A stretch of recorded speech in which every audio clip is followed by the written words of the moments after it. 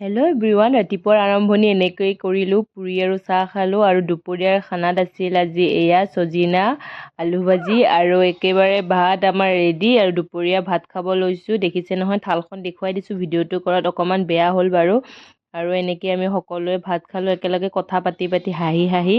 আৰু আজি অকণমান ভিডিঅ'ত দিয়াত দেৰি হৈ গ'ল, কাৰণ আজি অকণমান কামো আছিল আৰু মাইনাও অকণমান দিগদাৰি কৰি আছিল।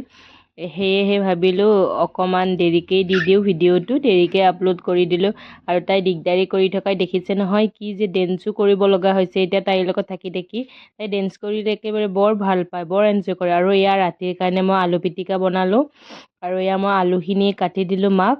ময়ে বাৰু ভাতটো পাতি দিছোঁ, বাকী দিনৰ কিবা কিবি আছিলে এনেকৈ। দিনত মায়ে ভাত বনাই নহয় ৰাতি, আৰু মাক অকণমান হেল্প কৰি দিওঁ যদি তাই দিগদাৰি নকৰে। আৰু ৰাতিৰ মই আহিছোঁ আৰু ৰাতিৰ খানা এইখিনিয়ে। বাই।